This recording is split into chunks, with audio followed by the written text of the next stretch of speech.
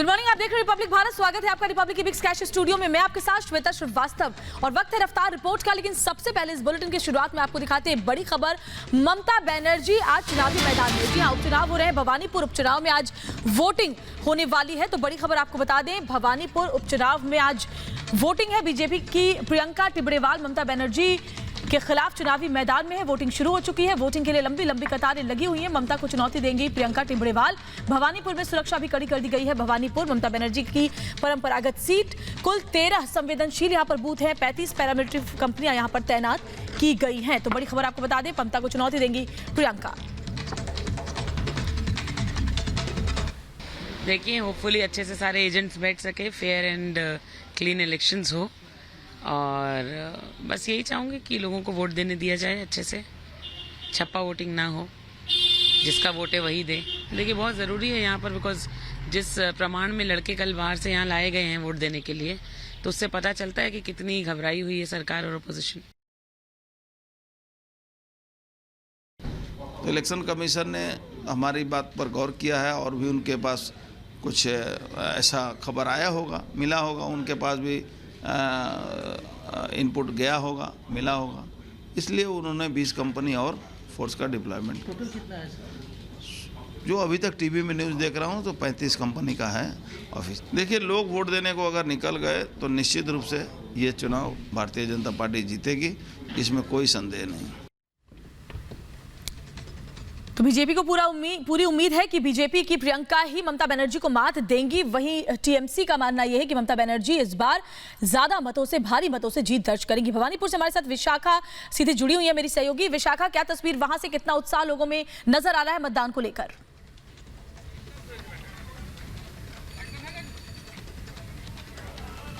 विशाखा,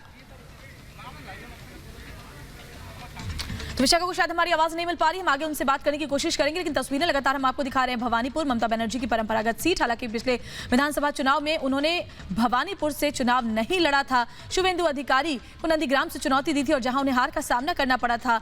अब इसीलिए जरूरी है कि वो ये विधानसभा चुनाव, जो उपचुनाव हो रहा है, उसे जीतें ताकि अपने पद पर कायम आगे रह सकें। भवानीपुर उपचुनाव में वोटिंग जारी है और देखिए, लोगों की लंबी कतार नजर आ रही है। हालांकि बीजेपी का अभी भी कहना है कि ममता बनर्जी घबराई हुई है और इसीलिए बुलाए गए हैं, वोटर्स बाहर से बुलाए गए हैं। विशाखा से एक बार फिर से बात करने की कोशिश करेंगे। विशाखा मेरी सहयोगी लाइव जुड़ी हुई है भवानीपुर से। विशाखा, कितना उत्साह लोगों में नजर आ रहा है मतदान को लेकर?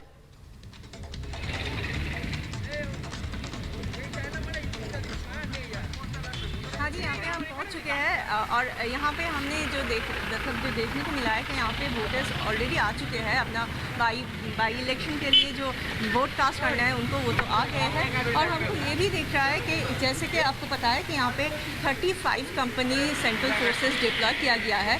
और इसके बावजूद हम पता है आपको कि यहाँ पे कोलकाता पुलिस से एक्सटीरियर में, मतलब जो पोलिंग स्टेशन का जो एक्सटीरियर है, आउटसाइड है, वहाँ पे कोलकाता पुलिस का सिक्योरिटी भी दिया जा रहा है। और इसके साथ ही हमें दिख रहा है कि बाई पोल में, बाई इलेक्शन में, जैसे कि लोग नहीं आते इतना ज़्यादा, आपको पता ही होगा कि 40% के यहाँ पे ऐसा बाई इलेक्शन हमने कभी नहीं देखा कि टर्नअप हुआ है। लेकिन यहाँ जो बैटल ग्राउंड भवानीपुर है, यहाँ जो थर्ड टाइम सीएम जो है ममता बनर्जी बंगाल के, और उसके खिलाफ जो है वो है बहुत ही यंगस्टर प्रियंका टिबरेवाल बीजेपी की तरफ से। और वो दोनों की जो ये फाइट है, वो दोनों का फाइट नहीं है, ये एक फाइट है जो यहाँ का प्रेस्टीज फाइट बताया जा रहा है। क्योंकि यहाँ जैसे कि हमने देखा है कि 2021 में जो असेंबली इलेक्शन हुआ था, वहाँ पे जैसे कि ये बोला गया था कि ये है battle ground Nandigram for 2021 election, assembly election.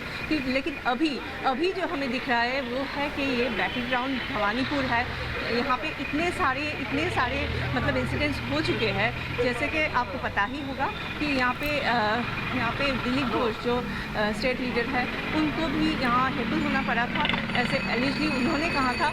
और उसके बावजूद हमने देखा कि ये भी कहा गया था, स्वपन दासगुप्ता जो यहाँ का MP भी है, उसने भी कहा था कि यहाँ फ्री एंड फेयर इलेक्शन होने के लिए आपको यहाँ पे अभी जो सर्कमस्टांसेस है वो अभी तक यहाँ पे जारी नहीं है, इसीलिए उन लोगों ने ऐसे भी इसी से मांग किया था कि यहाँ ऐसा ना हो, मतलब इलेक्शन ना हो, इसे रद्द किया जाए।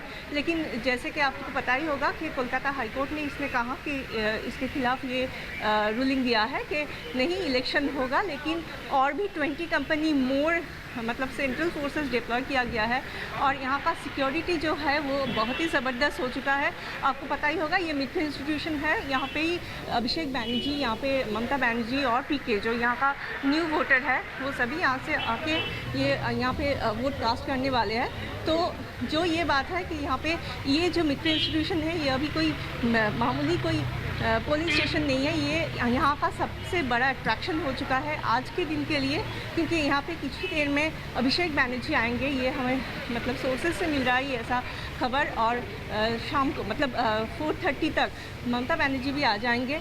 और यहाँ जो ऐसा हो रहा है इसके बावजूद यहाँ इतना सिक्योरिटी है, कॉन्स्टिट्यूएंसी में इतना ज़्यादा सिक्योरिटी है, उसके बावजूद भी जो हमें दिख रहा है कि प्रियंका टिब्रेवाल जो बीजेपी की तरफ से कॉन्टेस्ट कर रहा है, जो कैंडिडेट है, तो उसने कहा है कि अभी तक जो वोट कास्ट हो रहा है उस प्रोसीड्योर में अभी तक मदन मित्रा ने जो टीएमसी का एमएलए है उसने कहा कि जी विशाखा, बिल्कुल विशाखा, तो भले ये उपचुनाव है लेकिन क्योंकि यहाँ के जो प्रत्याशी हैं वो हाई फाई है, इसलिए आज इस चुनाव पर सबकी नजर है। दिन भर हम भी इससे अपडेट आपसे लेते रहेंगे। फिलहाल शुक्रिया विशाखा आपका जानकारी के लिए।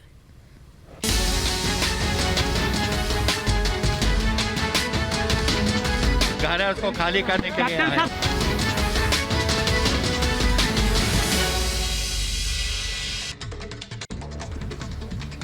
और देखिए कैप्टन अमरिंदर सिंह आज कई और बीजेपी नेताओं से मुलाकात कर सकते हैं। कल अमित शाह से उनकी मुलाकात हुई थी, तकरीबन 50 घंटे तक बात हुई थी कृषि कानूनों को लेकर के।